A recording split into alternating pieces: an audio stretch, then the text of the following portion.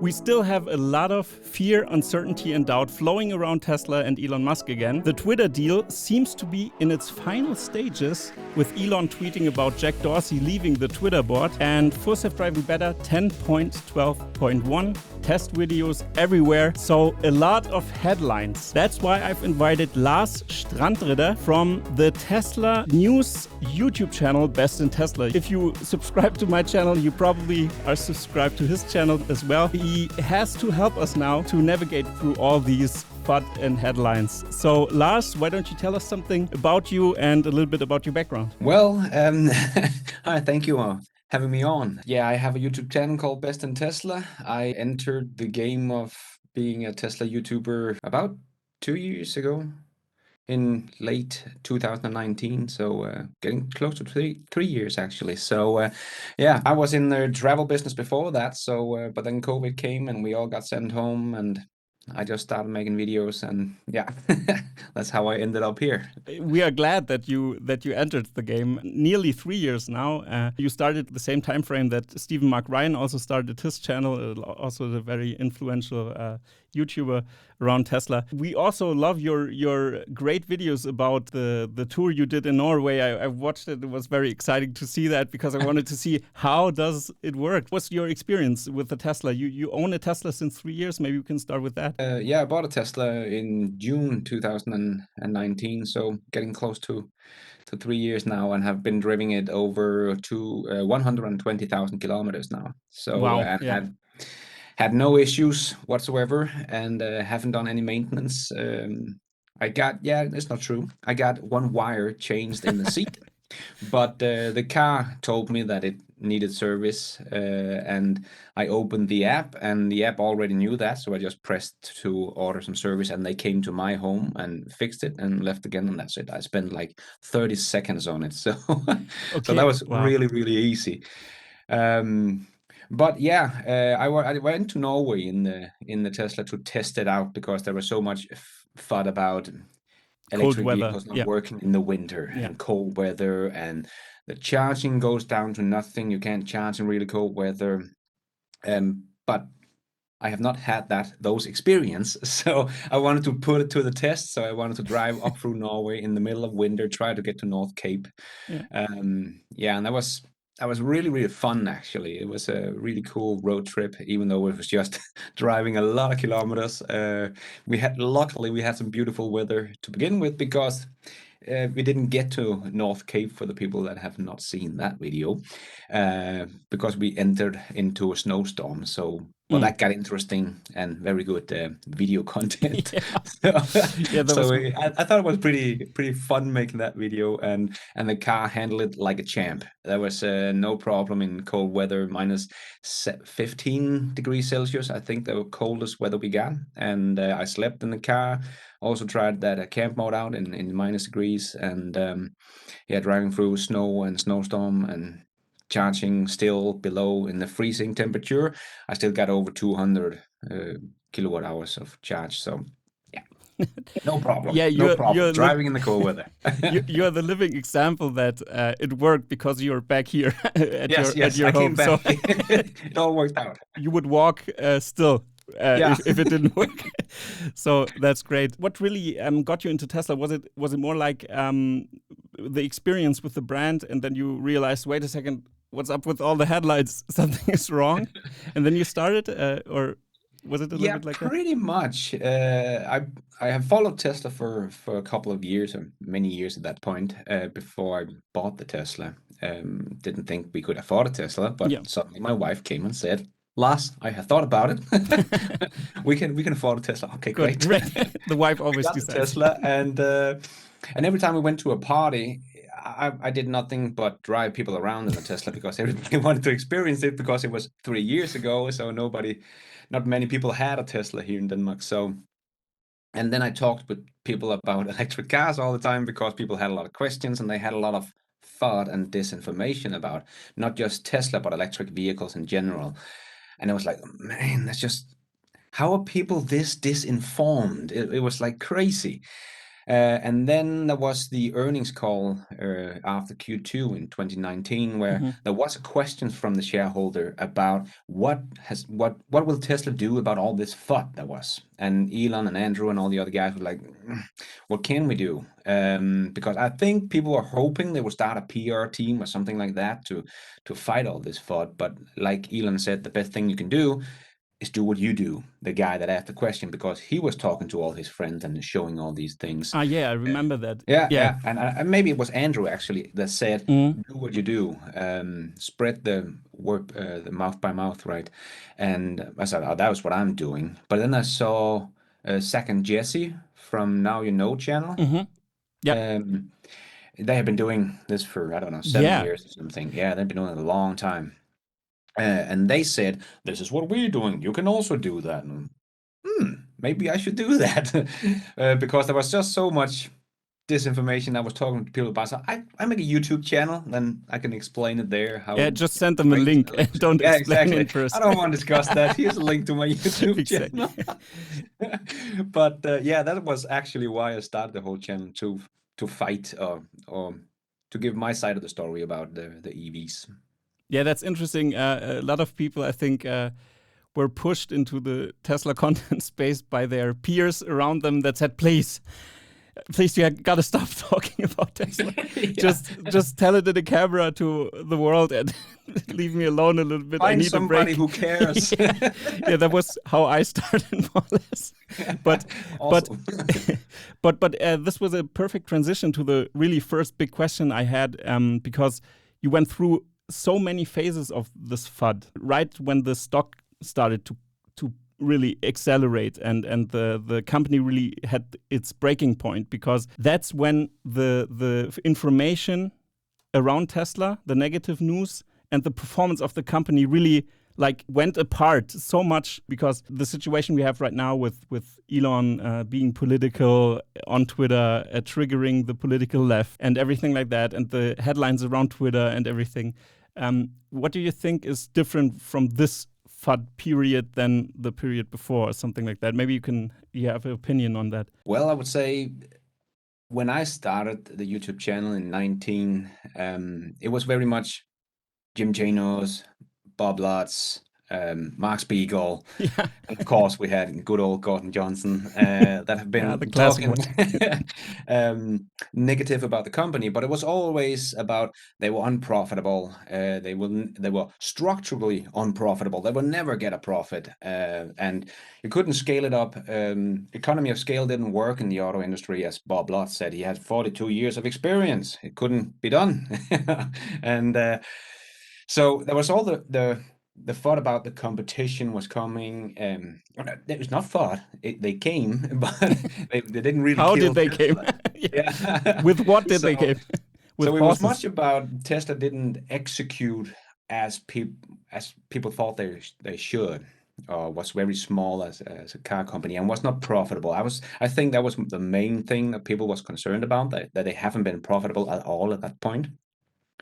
But today, I think, if you look at the numbers, Tesla is doing insanely good when it comes to profit now. They are some of the most, they beat Ford, GM, and Toyota in Q1 this year, even though they sell 6 times less cars than GM. So they are doing very, very well. So I think the thought today is more far stretch. They're really trying to find some bad things about Tesla. Because back then it was, they were not profitable, and regulatory credits was helping them to not lose that much money. And in 2020, even, you could still say that because of the small amount of net income, if they didn't get, I think it was 700 or something, 750 million in net income, and they got this $1.2 billion in regulatory credits. So without them, they wouldn't have been profitable. So fair point. But then now it's just, there is no point against Tesla's profits anymore. So now they're really looking, and they showed they could do the 500,000 cars in 2020, which was a big milestone. And then they grew 80%. So it's like, oh shit, they're also growing as fast as the bulls about Tesla is saying. So like they would try to grab stuff to find some negative thing to say about Tesla. So I think the thought today, like when we look at what is going on right now, has absolutely nothing to do with Tesla. The stock is down to like 50% of its highs, but there is nothing fundamental about the fundamentals of the company that have changed. Quite the opposite. They're doing insanely good here in Q1 and showing that okay, they're still growing fast. Their quarterly earnings was up 657%. Like don't even, they're doing insanely well, and the stock is going down because Elon wants to buy Twitter. Sure. And yeah, there can be something with the stock if he has to raise money and blah blah blah. But if you look at the fundamentals about Tesla, they're gonna be printing money very soon, with the income they're gonna get with all the cars they're gonna make and the software and the energy business and so on and so on and so on and so. Yeah. So I really think that the thought right now is nothing has changed about the company, but it has dropped like $300. That's like 300 billion in market cap value, right? In a couple of months here, and nothing has changed. Other than he has said he was vote Republican or whatever it was he said, and he's buying Twitter, and so this will go over, in my opinion. It'll blow over as soon as the Twitter deal is done and not get done. It doesn't really matter. And everything of this goes away, and Tesla will just show maybe Q2 is going to be down. So they will have like some fireworks against Tesla. But again, even though if they're down, they will probably still grow somewhere between 25 to 50% compared to Q2 last year. But they will probably be down compared to Q1 of this year, so they can use that and say, they're not growing as fast anymore. But yeah, the factory was shut down for a month, so of course not. But then they're going to come back with vengeance in Q3 and Q4, and I think the stock is going to shoot to the moon. Not financial advice, but By the way, always, but, always this disclaimer. by the way, by the way, no financial advice. I'm 100% in that camp also, because I've talked recently with Joe Justice about this topic, about the fundamentals, especially about automation in their factories, which we deep dived a little bit there. Yeah, nothing changed. It's like you said, quite the opposite. Everything's looking fine. And 2021 was also a special year because they had quarterly really a good growth rate in comparison to Q2 is always a little bit struggling. But Q4 is insane, always, more or less. So I'm just waiting for Q4, and I'm happy with everything because the stock market will bounce up and down all the time. Tesla is so volatile. Roller coaster. Roller coasters, yeah, exactly. Sit, stay calm, Yeah. keep your hands inside, and enjoy the ride. Yeah. It'll be fun. Yeah, maybe we could talk a little bit about the full self-driving beta release a little bit, because I think it's such a huge thing happening right now, because Elon also said in the last earnings call that they focus on scaling at first and also on full self-driving. Do you think like the industry hasn't even wrapped their head around full self-driving really? What is happening there? Because it seems so underwhelming. They always say like, oh, his timelines are so bad, and he always says later and everything. But we have hundreds of videos now with the beta, and you can watch 3 hours of footage where somebody didn't intervene. Yes, we have edge cases, but it's a beta, so you expect that. But what do you think about that? I think the full self-driving is one of the most underrated things about Tesla. And I also think, but it's also very hard to wrap your head around it, because Elon has been very wrong about his predictions, and there's memes out there or videos about him saying the same thing for the last 5 years. Next year we're gonna have it in 2 weeks.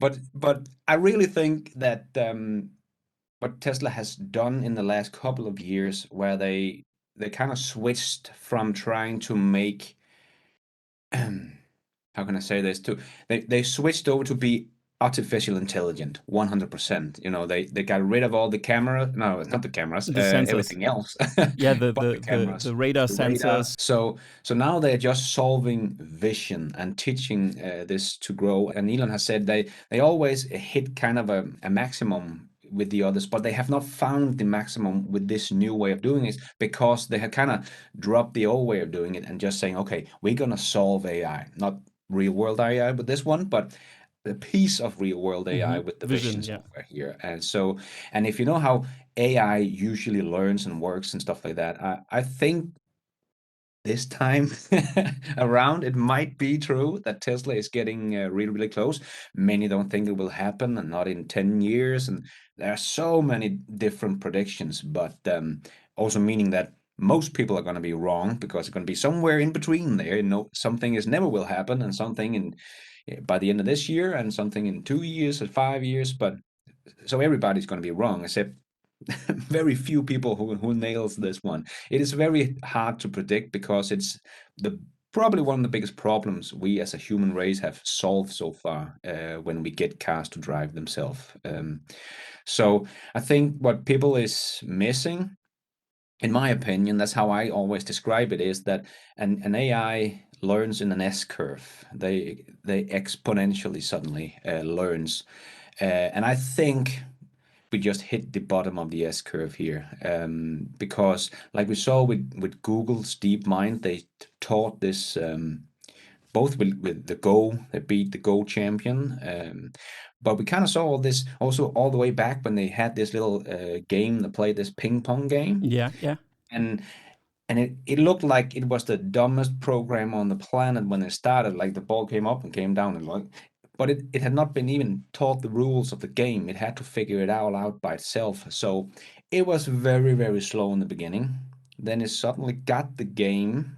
Then it became human level. As soon as it hit human level, I think that was after 300 games or something like that. And then they let it play for more 200 more games, and suddenly it was superhuman, because it goes really, really fast in the end. And he knew how to get the ball up on the side, and it jumped on the top of the of the thing.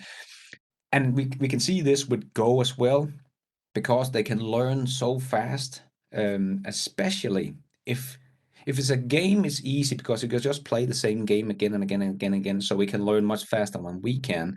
But Tesla's AI system is getting the most data of, not there's nobody even close. They get pretty much the same kind of data in a day that, you know, Waymo has gotten through the whole last decade. So it's insane what they're getting of data, and now they're expanding it, the beta tester program, from 2,000 back in September to about 1 million by the end of the year. So Tesla is also getting really confident in their systems. So I think this shows a good direction for Tesla, and also that they are talking more often about the robotaxi, and said they will start volume production of that in 2025.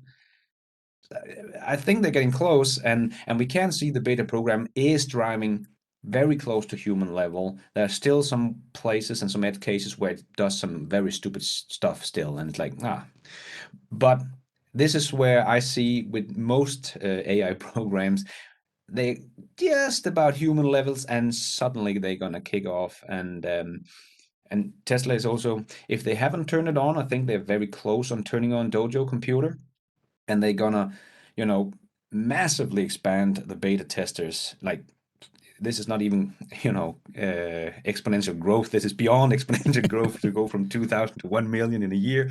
So this is, they're going to get so much data, but now they have a computer that can go through all that data. So they're really going to be able to shoot up that S curve now. So I think maybe it's not going to be at the end of the year, but I still think like early next year or by the end of this year, we could have a car that can actually do this. It will still be a long time before they get regulatories and approval to take fares and all that kind of stuff. But the car, I think, is going to be ready soon. Yeah, it's also very crazy, the full self-driving technology behind it. I've talked about Alex Voigt. He's also a German-located Tesla author or writer for different magazines, online magazines. We talked in the DMs about that, and it was very interesting. He also said, like, from the technology standpoint, what many people doesn't get is they always think, okay, Tesla uses cameras. The people outside of the Tesla bubble don't really know how it works. They also just see, okay, there are cameras. Okay, they make maybe with stereoscopy. Oh, okay, they see 3D because they have multiple cameras or something like that. No, the cameras do photon counts, so they count the photons and not the image. That was the first version they did. And now reading the photons and interpreting the sensor, you can really see so small differences that you really can measure the depth of the car in front of you and stuff like that. And even at night, so you could say, oh, the cameras are bad at night. Yes, if you see it as an image, but the photon counts are way more light sensitive. So I'm not a technology person or in that field of camera sensors or something, but I'm just using cameras. That's I have a media background, so I actually think this is a very good point about people don't understand what Tesla is doing. That's the problem, and what they're seeing is the version that I got in my car. That's just normal full self driving, and it's not that impressive compared to other models that also have very good driving assistance. But Tesla is not trying to make a very good driving assistance. They're jumping all over this and going straight for the full self-driving. So they will look less impressive until they break it, and then they're really gonna kick off. And I think that, like you say, people are not really getting that they're solving AI, that this is the approach. They're teaching this neural network how to drive, where everybody else, like Neo and Xpeng, they're still bragging about they have 33 sensors on the car. Like, yeah, that's going to be one big mess for the neural network to understand. Oh, is this data correct? All Is this this data correct? data is coming in from 33 sensors, and they all have to agree. The chance of them agreeing is not that big. Damn. So like we saw, I think it was the safety report that Tesla does, where they said that their new version, they talk about the safety of the car, where the phantom braking and the full self driving was becoming much better after they have removed the radar, because it's again one of these limiting factors where they hit the roof all the time because then vision and radar did not agree. So Who is right? yeah, who's right? So now there is no limit. Now it's just you see the world with vision like we do, but they just see much better than we do, and all the time in all directions and not distracted. So I just think this is gonna really take off really soon. Many people thinking like the last bit is gonna take a long, long time, but I don't think so, because when they can prove some of this stuff and they have all the data, so when they get a car out and driving around, maybe just a test car, they get allowance to do. Maybe with a safety driver inside that can drive all day around San Francisco or whatever, and they can show that they can drive there for hours and hours every day, and there's no accidents. That's the biggest thing. And I also saw in the headlines also, because I'm always looking around also the news like you do all the time. And yeah, what I realized is that they really just focus on the accidents and not on the rest, especially not on the safety statistics. And it's a statistical problem. If you look at the statistics, you realize, wait a second, it's a huge percentage safer than driving all by yourself. Yeah. Yes, there are edge cases, for example, but we've heard about in China that somebody crashed. He said, the car didn't stop. And what came out recently, after 1 year, it was driver error because he pressed the gas pedal. So his foot was on the gas pedal. And we had that many times, but they want to blame the company to get their car replaced because it was their fault. So something like that is very crazy. And also there was this Hulu documentary recently. I haven't watched it, but I've heard from many people, because we don't have Hulu in Europe here, so sadly. But I will see that someday. I'm going to find a way to do it with a VPN or something. Also in this documentary, it was so skewed. Again, it was just crashes of Tesla crashing. Is it safe? They've interviewed also a female Tesla user who was doing a full self-driving ride through America with the beta software. I'm not sure about her name in the community. Maybe somebody knows it. You can drop it in the comments. Yeah, she said that, many things were edited out of context. She said that it's great and she had really good experiences. They also showed that a huge portion was just cut out because it didn't fit the narrative that they wanted to convey. So they wanted to do it more balanced, like, it's bad and it's good. So no, it's really good, actually. Yeah. And it's much better. Yeah, and Tesla have the data, but it's just like when Elon says, well, it's 10 times safer on the highway already than a human driver. And people are like, yeah, but that's just something Elon says. No, they got the data. Just people don't believe Tesla and Elon Musk. And I can personal experience of my car. I have the full self-driving software, but not beta, but just the full self-driving software. And here in Europe, we can't lane change without us using the blinkers and all that stuff. But still, I feel now already safer when the car is driving than when I'm driving, because I know I get distracted. I'm looking down in the navigation, or children are screaming in the back or something. I love that my car is driving and I just keep an eye on that one. So maybe it phantom brakes once in a while, but that's pretty much it when it comes to the highway driving. That's really, really easy for Tesla's cars to do. And in the US, they do the lanes change by themselves.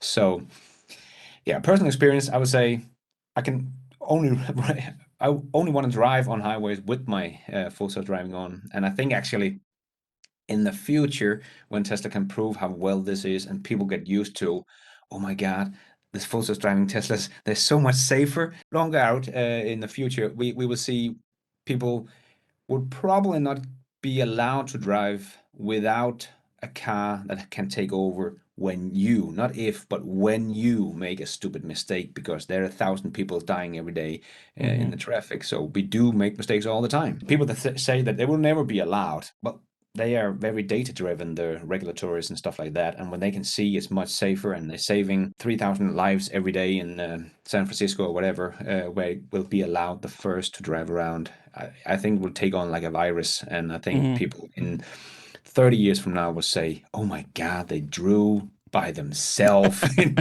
back in the days. Yeah, we saw that with the seat belts as well. All the car companies were very against it about this, especially in the US with the regulations. They skewed statistics and everything. It was really crazy. Yeah. And now we think, what? No seat belts? There was even studies showing that it was unsafe to put a seatbelt on. Like, and what? Come on. Volvo, our friends in the north, they really were one of the first with that safety, and still today they have this thing. Volvos are the most safest car until Tesla stepped up and just replaced all their scores, because lower center of gravity, so the car doesn't flip over as easily and stuff like that. It's very safe. So safety is a very big thing. And I also think what people also don't realize is Elon is so beyond like normal level intelligence. Really, he thinks about stuff like that. For example, his mission to become a spacefaring civilization is such a big deal for him. It's so important for him that he also talks about birth rates. For example, he says, hey, look at the statistics. All the statistics with overpopulation are old statistics. It's not true. The population rate sinks. And that's why I also think it's so important to save lives also, that we have more people on Earth that can help humanity to get to the next level, really. If the population sinks to a point that some stuff won't be produced, if we don't have robots to take over, for example. So these are really future topics that he's working on in a scale that's unfathomable, because, I mean, he does so much at the same time. Yeah. Maybe he's a triplet of 3 people looking like him.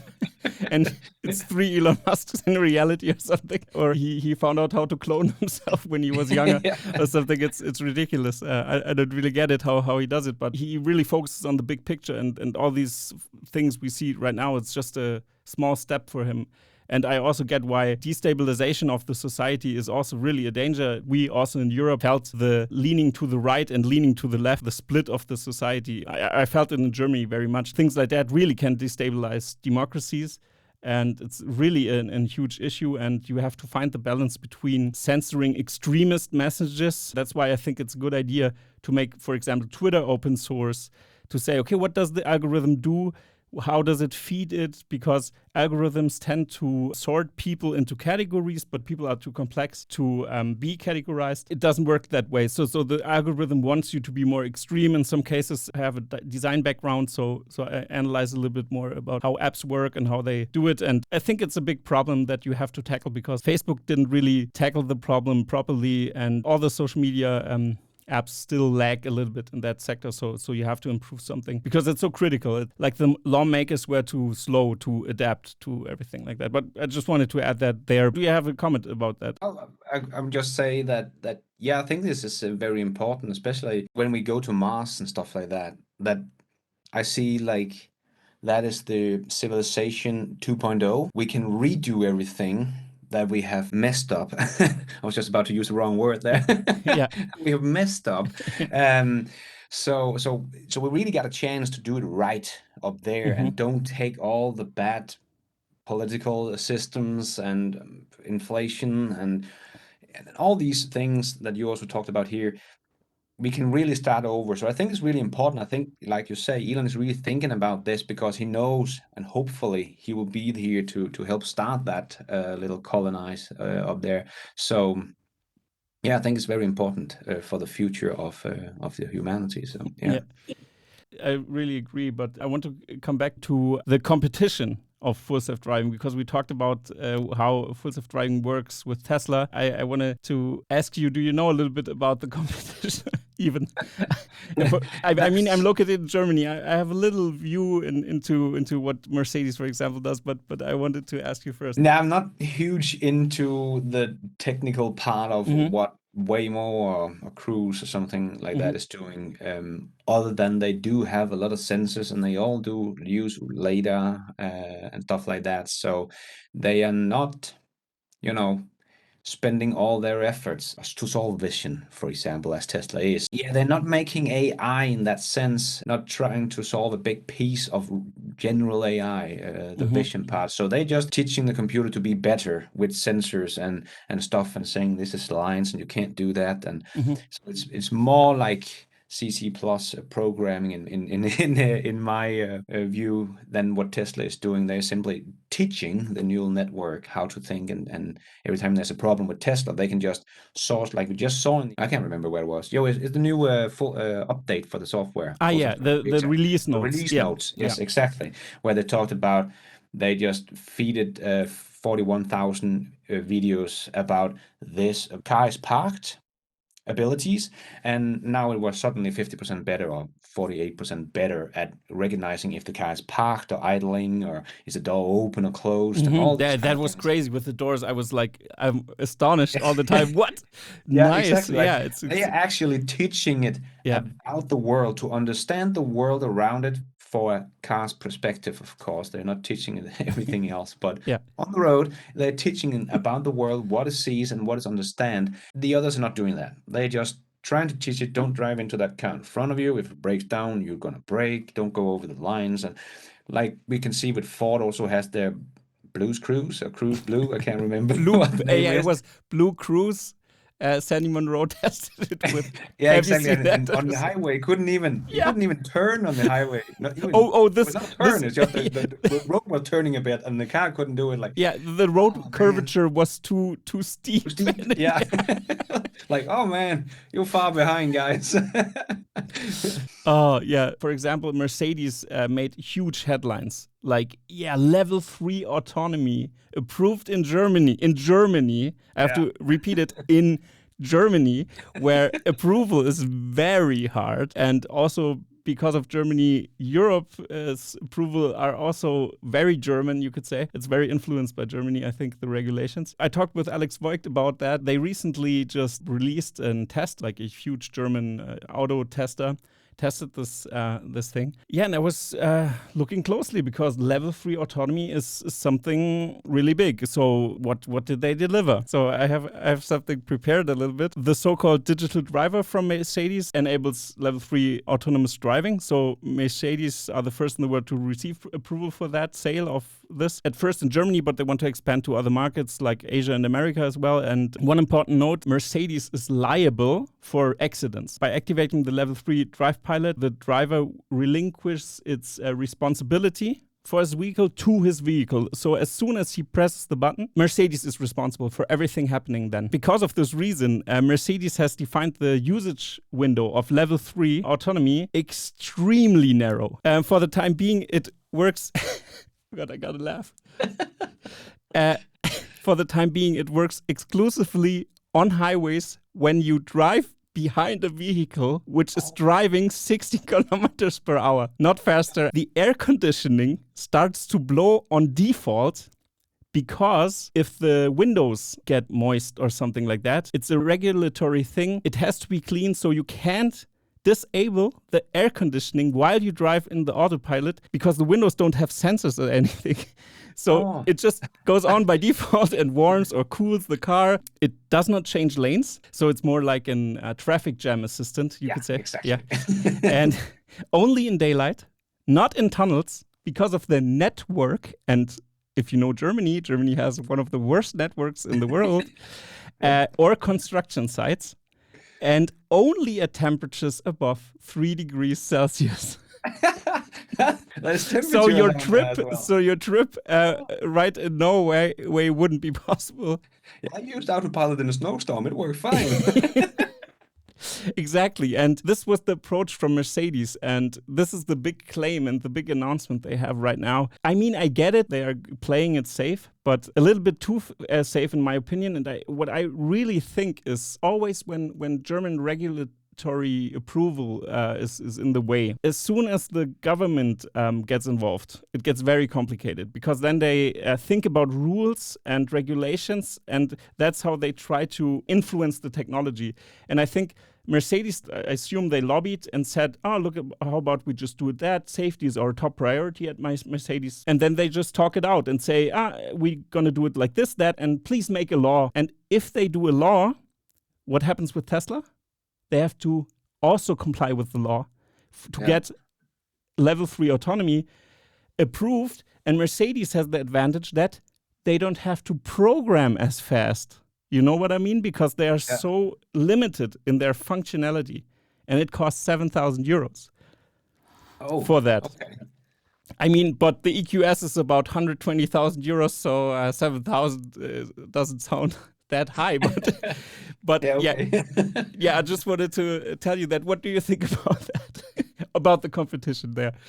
Yeah. It clearly shows the approach is very, very different, and they claim victory, kind of. Yeah, they really did. In the media, in the German media. Yeah, I saw the headlines like Mercedes beat Tesla. Yeah, sure, whatever. but yeah, they pretty much made a traffic jam system. That's pretty much what they made, and there has to be good weather as well. No rain, not even rain. Yeah, it can't rain, can't snow. In my opinion, somebody else is maybe going to get to level 4 before Tesla, but they will never get to level 5. That's my point of view for the other guys.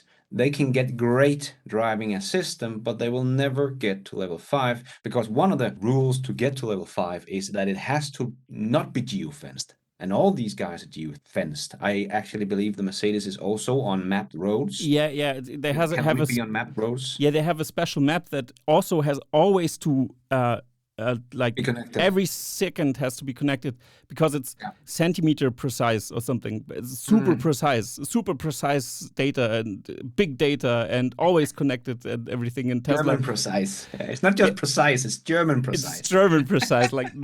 But it doesn't need to be. Yeah, but they're not as good in software development in Germany. That's also a huge thing because everybody went to Silicon Valley in the 90s because Germany tried to regulate everything. And then they said, okay, please, we want to test things out. We have to have a little bit more headroom.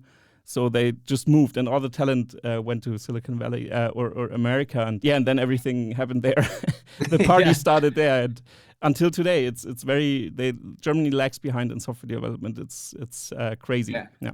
I also think this also makes it not scalable That's Totally. always the thing I get back to when I'm talking about full self-driving, that what Tesla is solving. When they solve it, they can take their car and drop it wherever on the planet and it can drive. There's going to be edge cases, but basically they can drive everywhere. When Waymo have solved it and they're driving right now some places, Philadelphia maybe. Yeah, something like that. Yeah, Yeah. I'm not sure.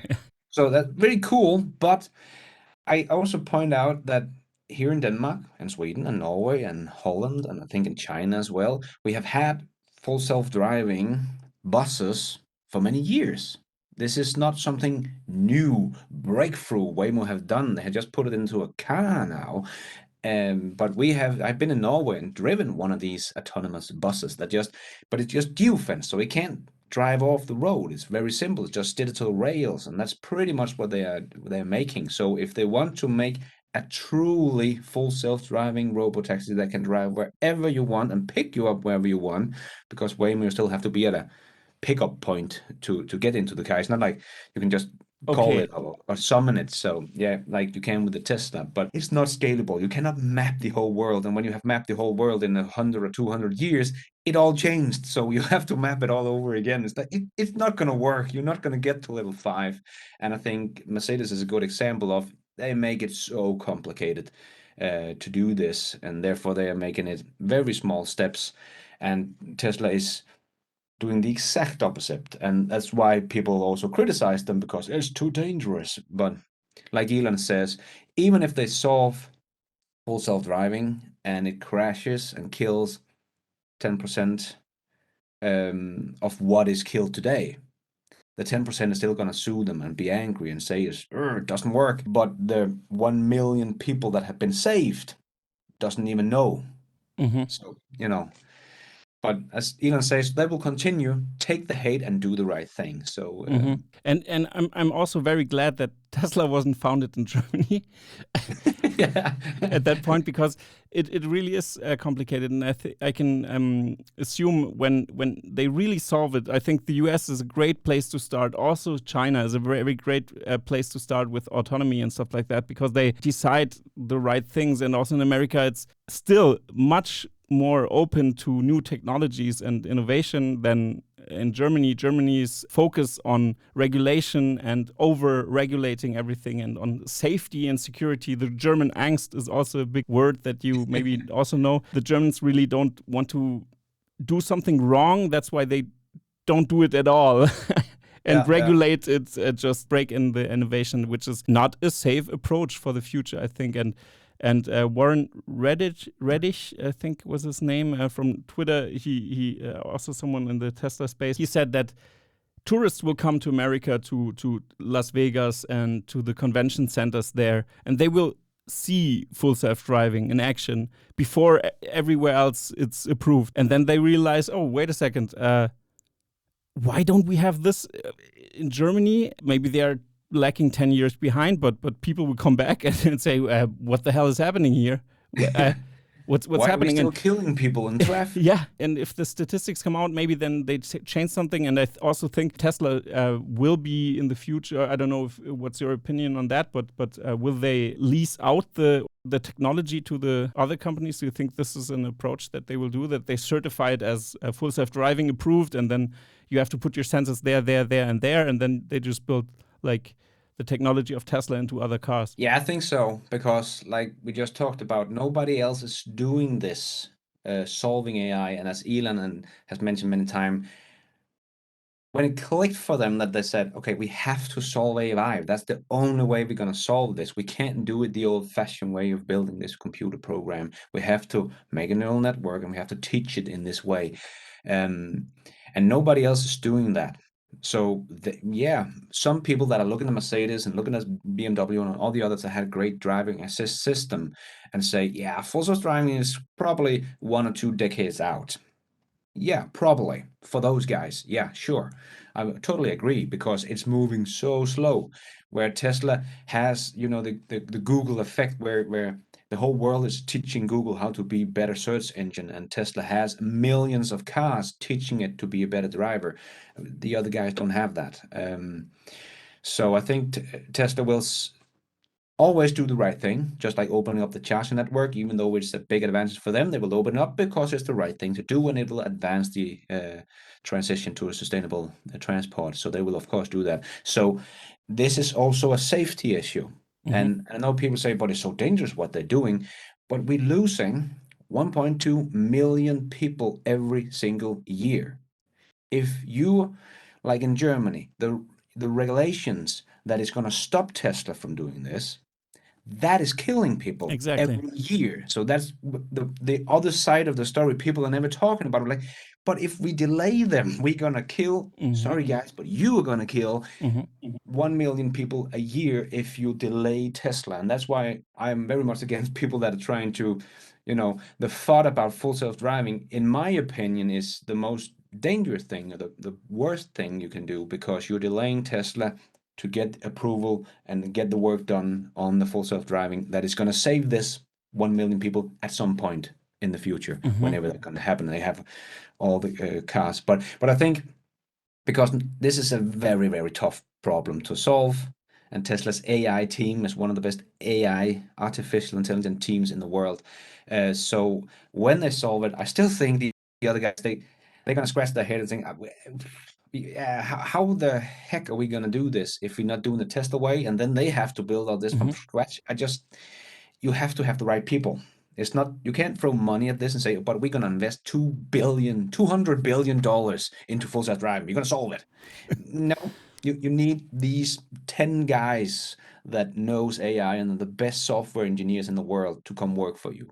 You don't need 1,000 good software engineers. They're not going to solve it. You need the very special ones, exceptional ones, to do this, and they're gonna want to work for Tesla because they're pushing the envelope and show the world. So I think they will solve it. I think the others gonna be way behind. They have good level 3, maybe level 4, but they will simply not get to level 5, in my opinion. And therefore, I think it's gonna be a safety thing. I think maybe even governments are gonna kind of try to demand Tesla to do it at some point, because if they can show in the US we're gonna dump, if they can build 5 million robo taxis in 5 years or something like that. They can just drop 1 million of those in San Francisco and say, here you go, let's test this out, and have 1 million cars driving around showing they don't get into accidents and all this Much kind of stuff. safer, It's yeah. much safer, and they can show to the whole world, if you get this software, you can save these people that are dying every single day, families, fathers, sons, whatever, in the cars. I think I think also Tesla want to do it because it's the moral right thing to do. So, and Elon is very guided by his moral compass and what is the right thing, and the right thing would be to get this out to the other automakers. And that is why it would be a good thing to copy Tesla's cars Yeah. and put cameras all around. Yeah. So at some point, maybe you can buy a computer and chip from Tesla combined with the software, and you can just jam it into your system and it works. So I think it's a safety thing, actually, more than anything else. And I don't know how it's going to play out, of course, but I could imagine that people would almost demand Tesla to give this software or sell this software and license it out to other companies, I can, because yeah. it's going to save so many lives if they do, and it's going to slow it down if they don't. So again, we're talking about millions of people dying every year. So yeah. Yeah, that's like a huge point you said there. This is really, I never thought about it this way, that, yeah, if you don't do it, yeah, like you said, millions of people die every year in a car accident, and this could be prevented. And those edge cases where something goes wrong, I think doesn't really count because it's a statistical problem. This is something you would have to maybe consider, that sometimes it can fail the system, but in overall, for example, if you just sleep away on the wheel for 1 second or something like that, that's also very common and stuff like that. And I think it's very important. But one question, okay, now we have the system, the autonomous system. Maybe we can talk about scaling, about the battery production going on at Tesla, and how Tesla will ramp up everything, because we all know it's all about the 4680s right now. Yep. Maybe you can jump into that a little bit because your last video was very interesting, and I recommend you watching it here. I'm gonna link it in the corner right here. Just click right here, but after the video, please. Yes. And if you're not subscribed to Best in Tesla, please do it now. Immediately and come back to the video. But go on, Lars. I didn't want to interrupt. Yeah. 4680 cell, I think, is a bigger deal than people realize.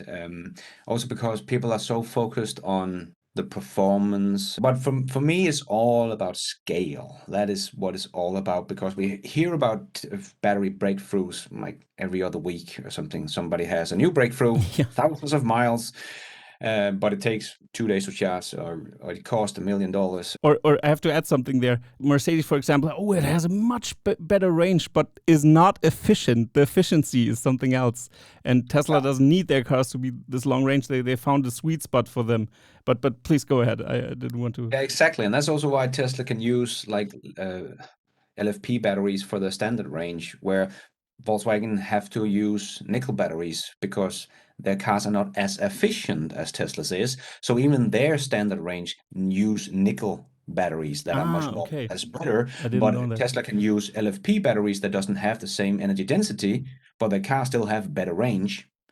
But it's cheaper and it's bigger car. So it's like, it's just such a big showcase of Tesla's power, and also that you can use different chemistry in this battery, and the other guys are still not even, they're still just using nickel, and we have just seen nickel prices shoot to the moon because of the war in Russia and so on. So yeah, Tesla is agile like nobody else, and the 4680 cell to me is all about scale. And I think a good showcase of this is also that even the battery manufacturers cannot copy Tesla's battery production. When they make a gigafactory, it's 80 gigawatts, or if it's really, really big, I think that's some of the biggest right now. But Tesla's in Germany, in the corner of the factory, or in the corner of the Texas factory. It's like, it's a little tiny factory. Yeah, that's going to produce, to begin with, up to 100 gigawatt hours, and hopefully, like Elon said, 200 to 250 gigawatt hours in that corner of the Berlin factory place, right? So this just shows you that even the battery manufacturer that has done this for decades cannot keep up with Tesla. Also because when they build the battery factory, they save like 69% in investment in the factory per gigawatt hours. And I also think this is one of the reasons, also because they have shrinked everything down. So out of one line, they could get, I can't remember, 20 gigawatt hours or something like that. So the others have to build bigger factories that makes less gigawatt hours, and they have to invest more, like almost 70% more than Tesla does. So the sheer scale that Tesla can just drop one big gigafactory to produce more, like, because even Elon didn't think this was possible when they started the Nevada factory. With the 2170 cell with Panasonic. They thought they could get 150 gigawatt hours out of that huge building when it was done. And now they're talking about that is probably 10x now that they can get out of that, or 10 gigawatt hours of if they build that big factory there. So I think this really showcased that, and I think it's the most important thing, because the Tesla I'm driving, I have been driving for 3 years. It's good enough. I don't need more than this. It is nice to have, but it's not need to have for me to charge faster, because I charge at home, so I don't really spend any time charging anyway. And the range is good enough. Like, I don't need more than this. We just need more electric cars out there. So the scale of battery, because people are still so focused on, but when it can go 1,000 miles, I will buy the electric car. Well, good for you. But right now, for the environment and for the climate, we need a lot more electric cars on the road. And what Tesla has done is made a battery they can produce and aiming to produce 3,000 gigawatt hours by 2030. And Elon thinks you have a good shot of that, doing that. And so far, what we see, how they produce it, and all the new innovations, I think that is really the holy grail of getting this thing off the road. And I think this is why it's so important, and why we're going to see Tesla just like explode in value scale from here on out when they really get this battery going. Also because Tesla has for the last half decade made deals with mining companies. They already have contract with 9 mining companies and chemical companies that is giving them materials, not batteries, but materials. And they have made huge contract, long-term contracts with, or some of them even with a binding price. So they are not going to be as hurt with this skyrocketing of prices in nickel and stuff like that. But that also means they have made all the right moves. Now they're going to get all the materials, and all the other guys is not aiming for that kind of scale. Like we see with Ford, they built a brand new factory for their F-150 Lightning that seems like an awesome pickup truck, electric pickup truck. It's going to do very well for sure, but they expanded the factory 2 times. So the goal in the beginning, I don't know what was, but now it can produce 150,000 cars a year. Like, wow. Wow, you're going for it, man. Wow. Elon and them, they're thinking about 20 million down the road. And are we going to tip the toes in the water and see, do people want electric cars? And they're so surprised by the big demand and the Hummer, no, not the Hummer, the Silverado, GM Silverado pickup truck is the biggest pre-orders GM has ever had is the Silverado electric pickup truck. It should show the big guys, okay, we have never had a car that has this much interest in pre-orders. People would like to go electric. Mm-hmm. And GM sold even with trucks, which is even with crazy, trucks, yeah, yes. which is crazy because truck people most of the time they take in consideration to fill their gas by gallons in the US, which is ridiculous for us. With our liters, please, 1 liter, 2 liters. So expensive, and in the US, they just put gallons of things in their tech with their big blocks and their big engines. It's crazy that this target group really wants to go electric also, which is a huge surprise also. Yeah, but go on, please. Yeah. So companies like Ford and GM they kind of hardly believe the EV revolution, also because they live in a country where it hasn't really taken off yet. They like going to be, was it 4% last year or something? Was the EV market share or something like that? Yeah, Can't really remember. Yeah, I think and something here in like Europe, that. where we live, was 26% or something like that. Yeah, it's like, crazy. Wow, we already going straight up in adoption rate, right?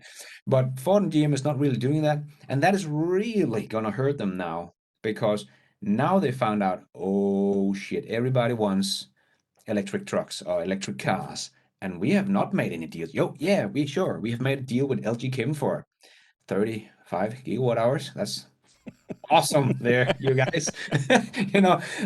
So Tesla is just thinking so huge and enormous, and they have actually sat down, and I think it was JB Straubel that said, well, the guys have just not done the math. They have not sat down and say, okay, all electric, what is that going to take, and we want to get there fast. What are we going to do? And Tesla has done this. They're sitting down, okay, what are we going to do? We're going to see if we can get to 20 million cars, because nobody else is really doing it. So there's just endless demand for EVs until the market is saturated, right?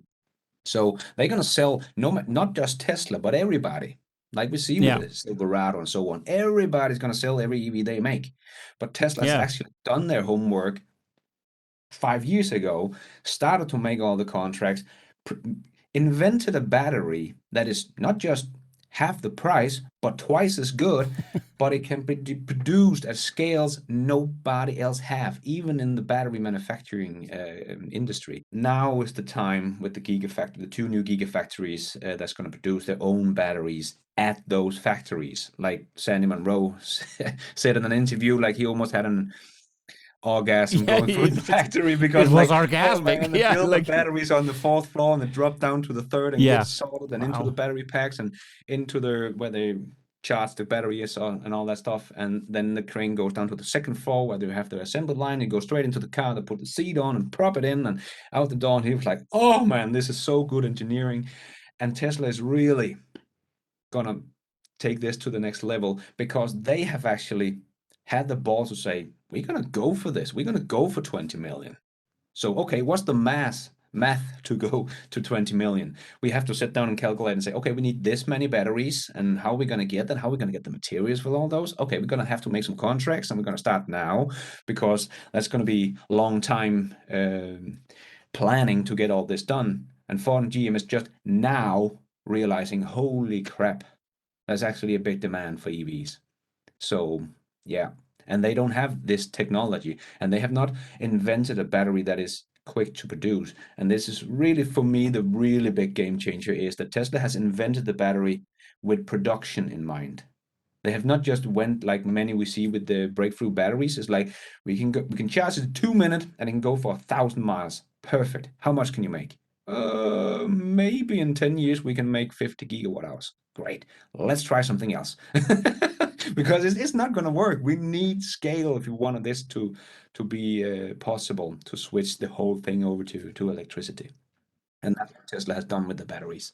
Yeah, it's crazy, and all while VW, for example, focuses now on margins and not on scale with electric vehicles, because also Audi and Mercedes all the time before that, because that's one of their missions, to produce less cars but high quality ones. It shocked me when I read that VW wants to focus on, I mean, they were the scale kings in the ICE vehicle segment before that, with Toyota together. They just always were in competition. 10 millions, both produce around 10 millions. The VW group is Skoda and every brand they have. Then people talk about competition all the time, and I also believe, like you said, yes, they will sell all the EVs they produce. Yes, the ID. Buzz is a great bus.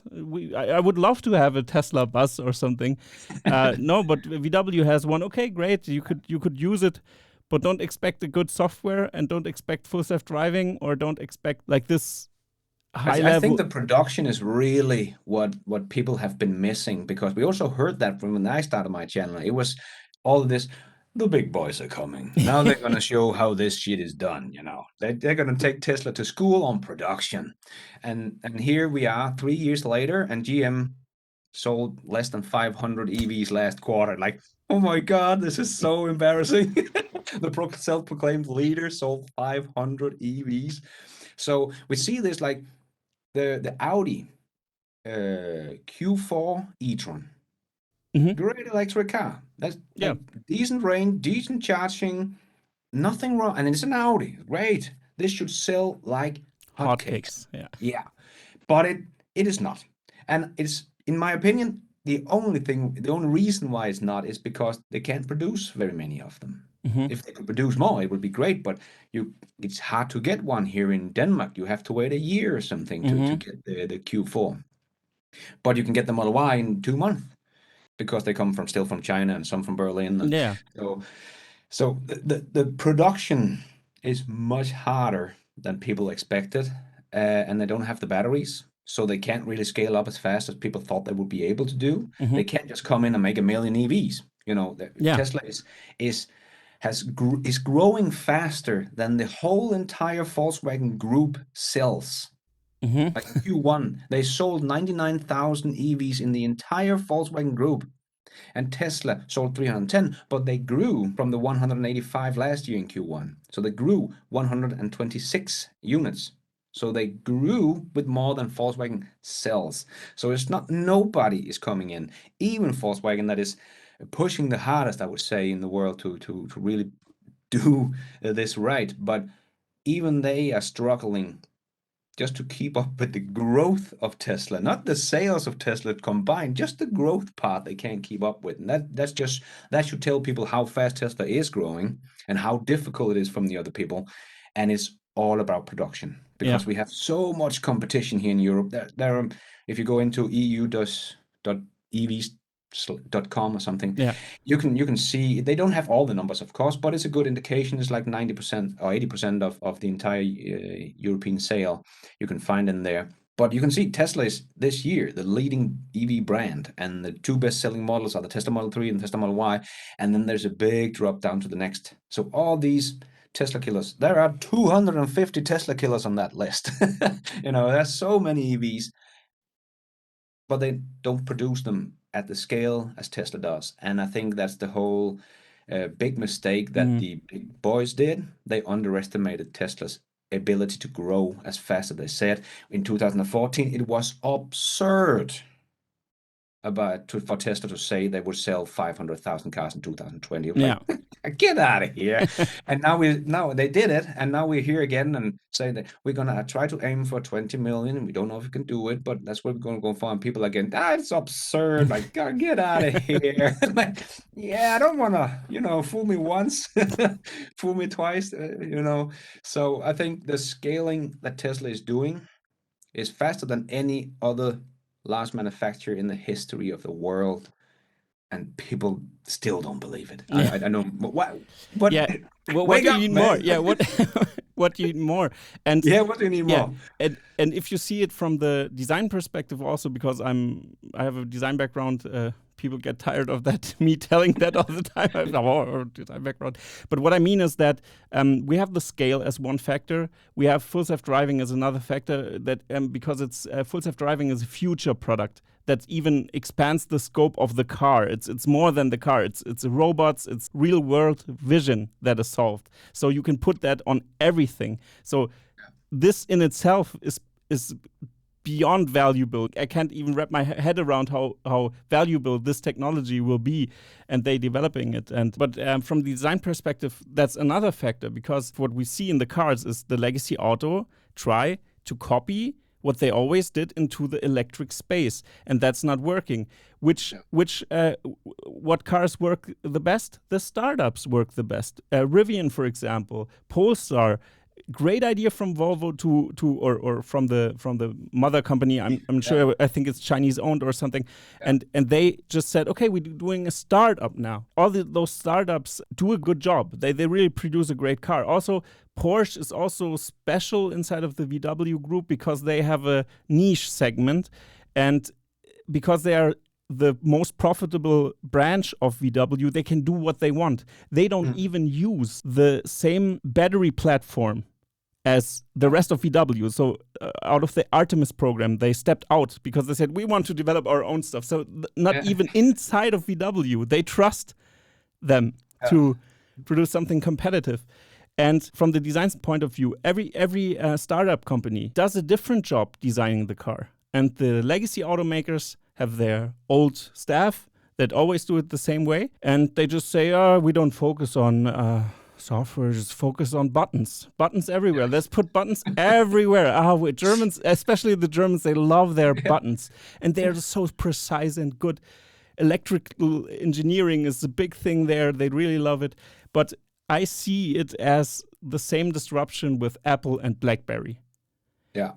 We were used to use buttons, but if you have good voice control, you don't need buttons. Really, you don't really need it. I know people have preferences, and older people really like buttons more because it's a generational thing. Some people who are driving more sporty also like buttons more because of the transmission and stuff like that. I get it, everything. So they have their target customer, but I see that also as a huge point, because if you compare it in the future of the car, what is a car in the future? You will compare and ask yourself, what's up with all those buttons? What's happening here? Where is my software? Yeah, and and I've seen a video, and I was baffled by that. It was a comparison from Audi from 2015 and a Tesla from 2015.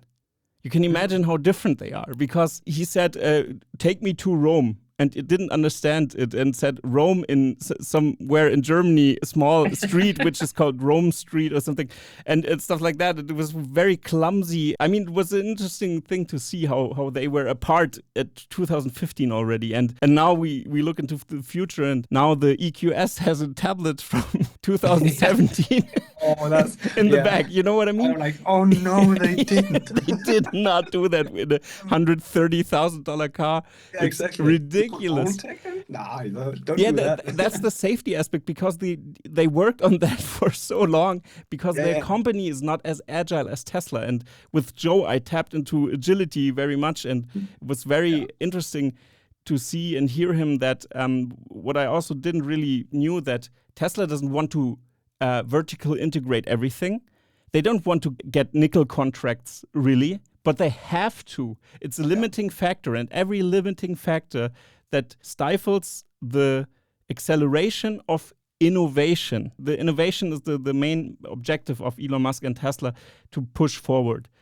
And sustainable energy is just one of those factors. Because for Elon Musk, he said like he was shocked that NASA, for example, put somebody on the moon and then nothing happened afterwards anymore.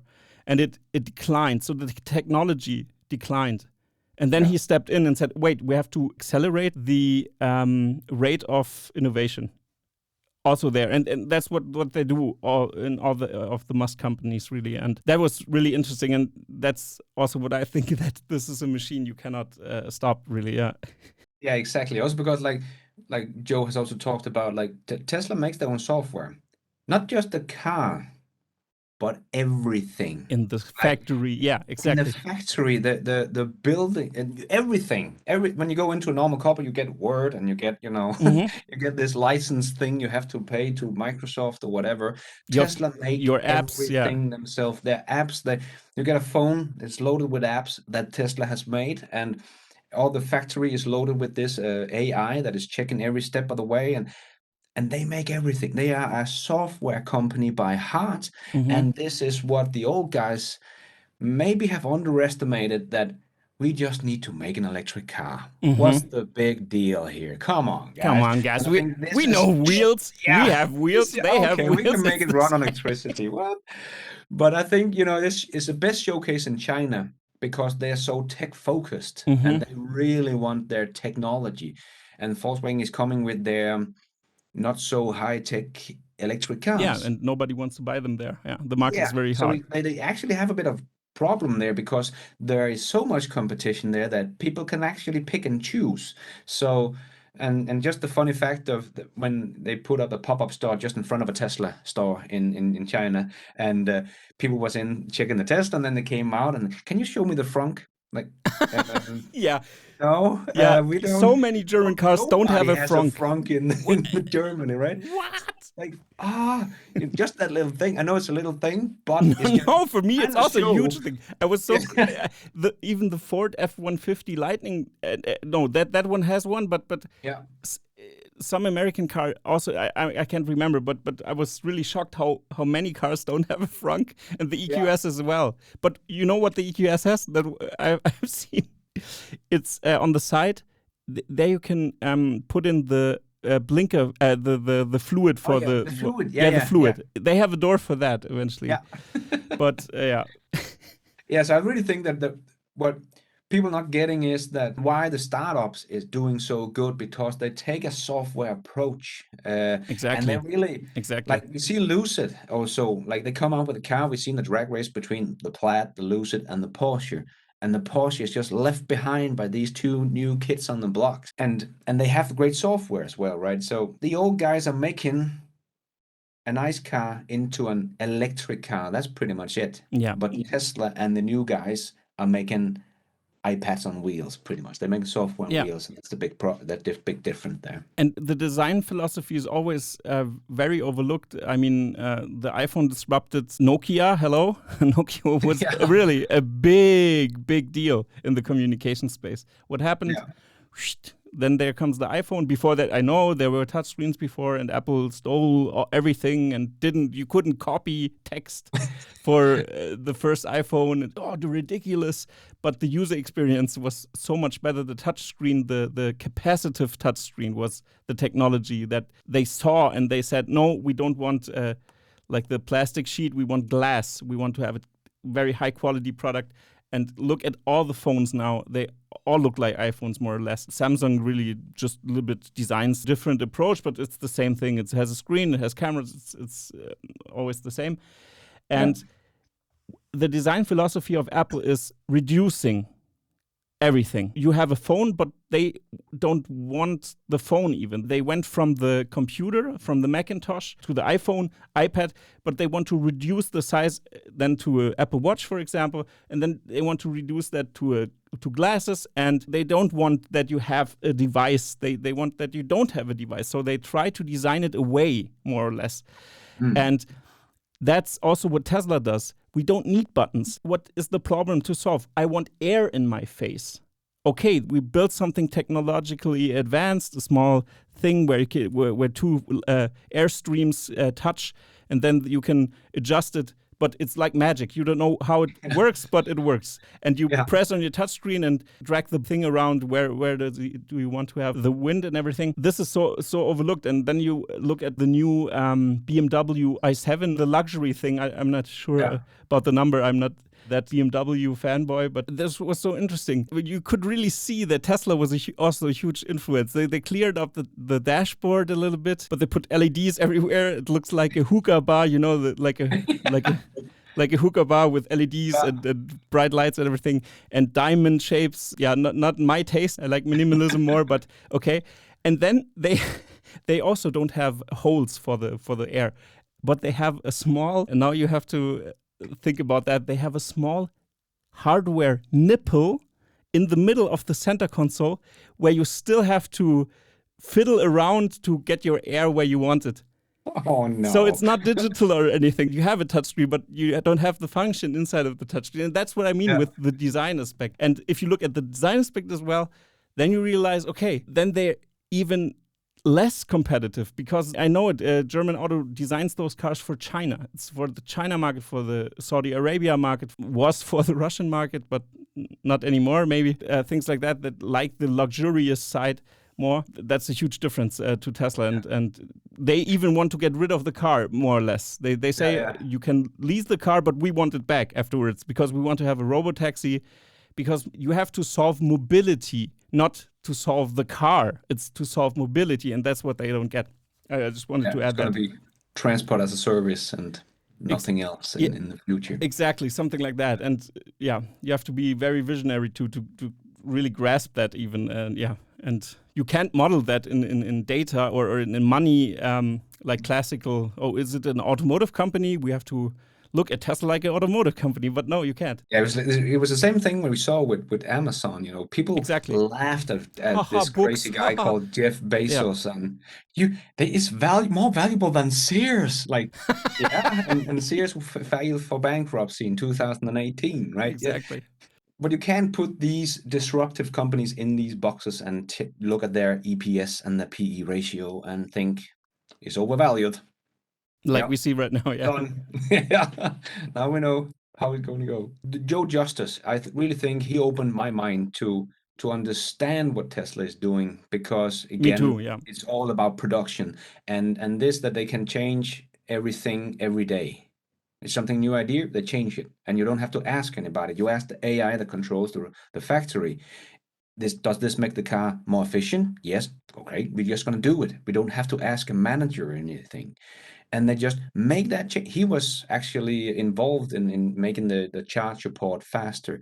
And it went from idea to production in 3 hours. It was like, what? It would take 7 years in Volkswagen to even get this into a car. We can't do it in this year's model or the next year's model. We have to wait on the refresh where we really make some big changes, and that's 7 years out in the future, right? So this is what I really think people don't get, that Tesla has invented the whole way we produce things, that they act or attack hardware like software companies attack software, and they can make changes on a daily basis.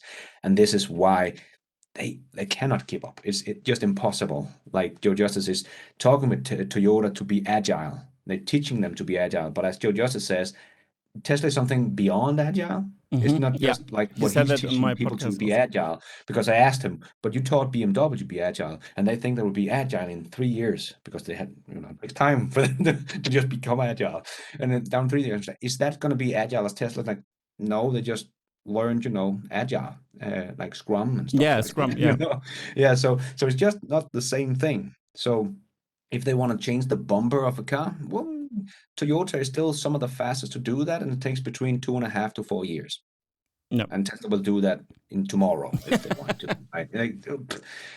And people don't believe that this is how it's done, but we can hear it from more people. Also, Facade, that is started in the YouTube channel now, also exploring. You talked to him, right? I talked with Facade about the culture thing, which I highly recommend also to watch. And there are some factors like the culture, the agility, And I highly recommend for culture, follow Farzad. He really knows something about that. And Joe Justice, watch closely what he does with the agility stuff. And also the automation side is he's very an expert in that. And Alex Voigt also that I've interviewed, which is also interesting for the German side, the competition side, and how Germany works and stuff like that. And the culture side is so overlooked. Like Joe also said, like when we talked about the agility, and he said, well, Tesla don't have a budget. So if you want to change something, you just change something. And I can really relate to this because like in the company I worked in before, it was like, oh, I have a great idea. Can we use some money on this advertising campaign because we have this great ideas? And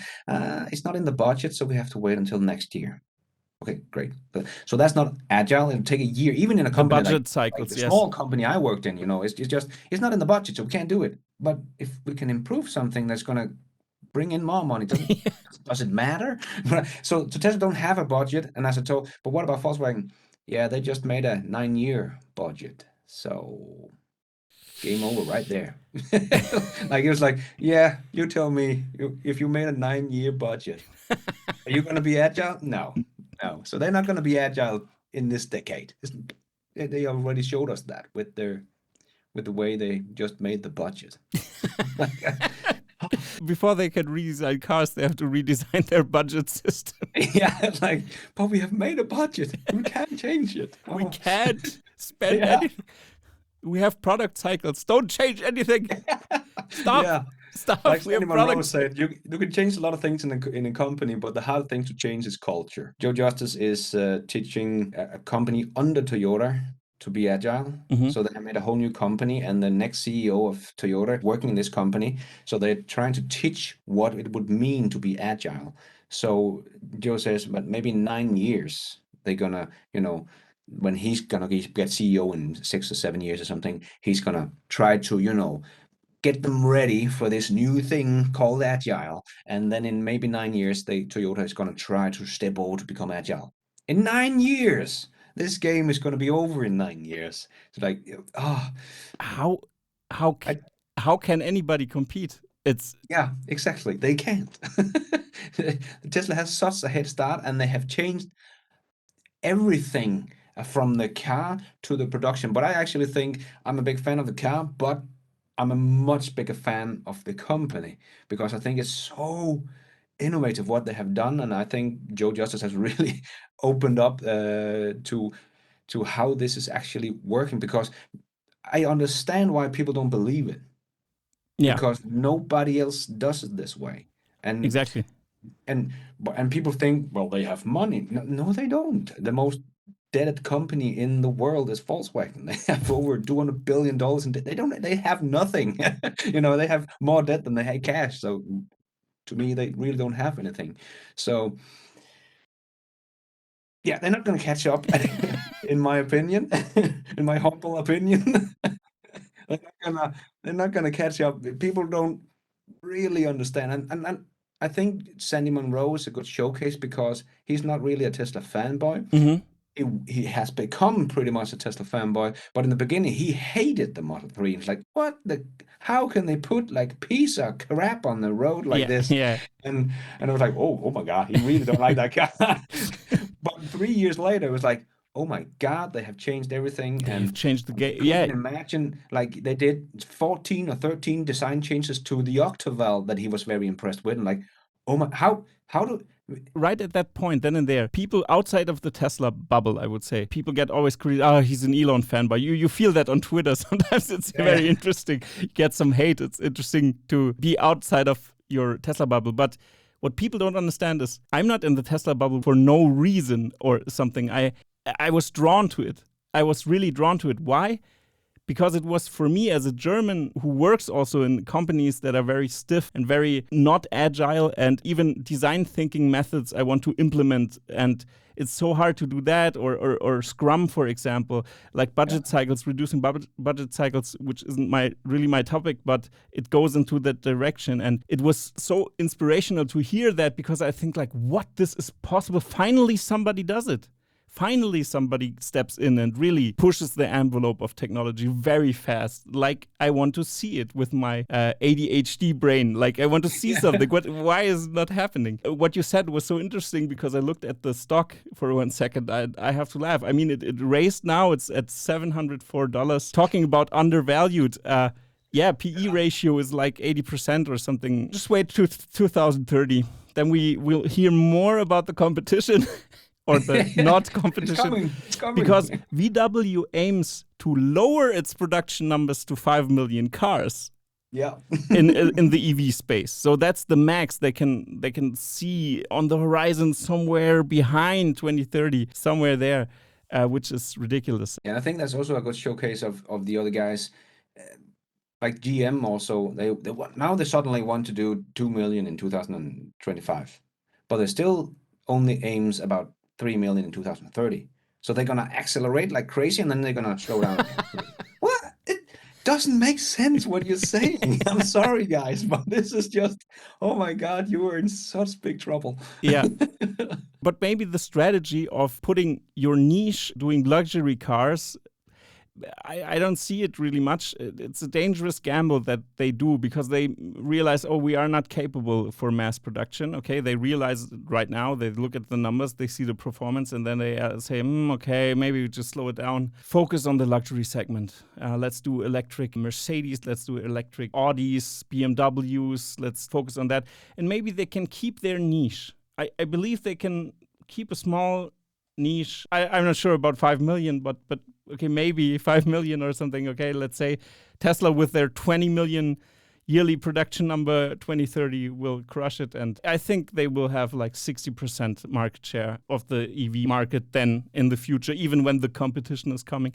Maybe we have some startups like Rivian being more present than the other companies. But Tesla is in Germany now. Our hidden champions in Germany, they really want to work also for Tesla because they know they are agile. There are some really hidden champions that are leading globally also in some segments. And Alex Voigt answered that question in my last interview with him, which was interesting for me because I was scared. Like, what happens with all the small and medium enterprises that supply the German auto industry? And he said, no problem, don't worry. They will supply someone, the biggest one, and the biggest one will be Tesla, maybe. Yeah, and so that's very interesting.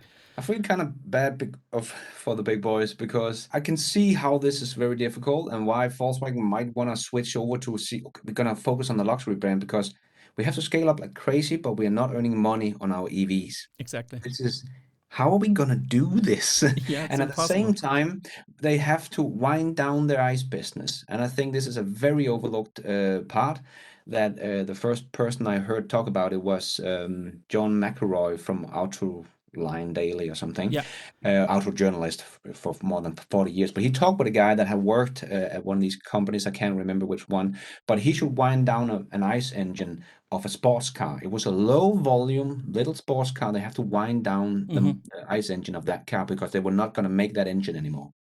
So he had to talk to their suppliers because, the big boys is pretty much assembling the car and everything comes from outside, right? Yeah. So it was almost impossible for them to do this, even on a low volume, because they had to tell the supplier, we're gonna cancel contracts. Yeah. So we're not gonna need, but we kind of still need supplies for repairs, and we still have, guarantees on our cars for the next 5 years and blah, blah, blah. And I was like, yeah, but if you're not going to buy any more engine, we're going to go out of business. And this is what happened. Many of the supplier went out of business before they could wind down the engine of a low volume car. Try to be Volkswagen. Oh my God, this is really they have 10 million cars, point. right? That's huge. And it's not just one engine. And they have maybe, I don't know, 10 different kind of engines, and they all very high volume. And they have to tell all the suppliers, this EV thing, we're going to cancel all this over the next 10 years, but we still need supply for repairs for the next 20. How is this going to work? It's not going to work. This little simple thing is going to kill them. Just this thing.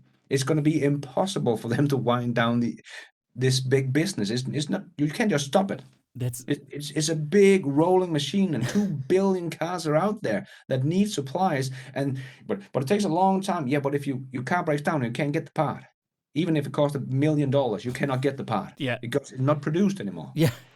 And that's just one problem. And then you have the dealership that don't want to sell them. Exactly. And then they just land on the car dump somewhere, and nobody wants those cars anymore. And then it accelerates even more.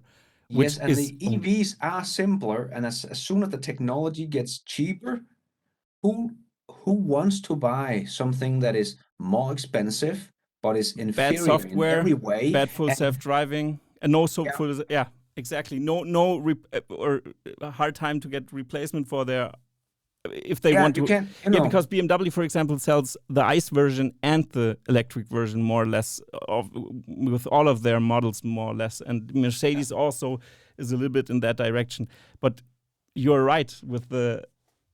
That's tough. That's really tough. That's so overlooked. The more I dive into this, I think that how I cannot see how they can survive this. This is impossible for them to wind down this big business, because they have to suddenly become something. I usually use the comparison to say, go to the carpenter that is making the house right now and say, hey, tomorrow you need to be a software engineer. What? I don't know anything about it. Yeah, but that's what you need to do, because Big Auto, they are expert in supply chain, assembly a car, and combustion engines. And combustion engines is not going to be there anymore. So what they're really an expert is not going to be in the future. So yeah. Tough times ahead. It is, I feel really sorry for them. They have to scale up a business of EVs that they lose money on, and they have to do it fast, or else they're going to lose market ground, like big time. In my opinion, I think still 2030, the game is going to be pretty much over, because we're going to get over that 80% market share, and then it's pretty much set who gets. Okay, you can fight over the last 20%, who's going to get that 2% over there and 3%, but the game is pretty much set there. The big boys are going to be the new big boys, and with Volkswagen, the group is planning, like you say, on half. 50% globally to be EVs, then they're going to be 50% smaller as a company. Which means jobs. Because what about, you still have 50% of your business ICE, and nobody wants it anymore. It's obsolete, and it's big, and it's heavy, and all suppliers gone, and you have a warranty over to all your customers. You're still selling all those ICE cars to, but you can't get them any parts for their repairs. Man, this is not going to end well. Exactly. Sorry, guys, you're screwed. Oh man. Yeah, for me also, also Alex Voigt, who's also located in Germany, said, I don't want the old ICE brands dying. I want that they get to the transition, and I hope that they can make it. But it really looks really dark, and people maybe have to think about jumping ship someday and apply for Gigafactory in Berlin then, and maybe they can expand. Maybe they buy whole Brandenburg and just build factories everywhere. Yeah, just like the supplier you talked about. Well, they're going to lose all their job. Well, somebody else probably want to hire them.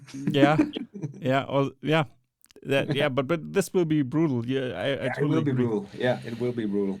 Not going to be fun. Wow. Yeah, I think Alex does a great job, because he also gets a lot of hate sometimes. Yeah, totally. From Germany, it's like kicking a beehive. No, he's actually just trying to help the German automaker, trying to wake them up, Say, look at this. That's also a little mission from my channel here, where I want to put the German perspective on Tesla. And I also want to report something positive about VW, but I won't do it if it's bull crap, and I won't do it. So if somebody has a good argument and a good point, I will scoop it up and put it in and say, Tesla did a bad job here. I will explain it. It's important to have a neutral discussion about that, but it's so hard because they don't deliver. And I mean, also, when you dive very deep into this topics and learn how Tesla is operating, because people don't get it, because they don't sit down and use all day learning about watching interviews with former employees like Joe Justice and talks to Sandy Monroe and stuff like that. A little bit psychotic. Yeah, exactly. So it is kind of like, but you're just a Tesla fanboy. Yes, but that means that I have kind of dived deep into this and understand how Tesla's working. And so I'm a Tesla fanboy, but Not for not no like reason. Not for no yeah, reason. that's the reason why I'm a Tesla fanboy. It's not just because of the car, it's because of the company and what they're doing that I'm truly a Tesla fanboy, because I think it's just amazing what they have done in the production part of it and the agile part of the company. Yeah. So I am also rooting for the old boys to step up their game, but I'm also like to share. But guys, I know you think you're doing great, and No, you don't. Yeah. now please try to look what they're doing. And I also think that's why the Tesla bubble is so criticized all the time. Also, I think because they say it's just positive Tesla news. You never see something bad. I know sometimes some things get swept under the rug. For example, if something happens or something, but you have to read the stories very careful, because there's a huge FUD campaign going around all the time, because big oil doesn't want to see Tesla succeed, and they have a lot of money still to finance stuff, and you have to be a little bit careful with news and read it very carefully, like the China news that the car just drove itself into somewhere, or if it burned down. Okay, yeah, this can happen. This really can happen, but we have to look at it very close and really see if it's true. But I get why people think that it's such a fanboy bubble, and Elon Musk is like a holy grail for the people, and it's like a cult, a Tesla cult or something. I get why, because it's too positive to be true, but read about it and then you realize, oh my God, the numbers. we are, I would say, early adopters. You could say it like that, early adopters, and it's very late. yeah, exactly. And I'm not an early adopter. I mean, it started 2010, but that's 12 years ago.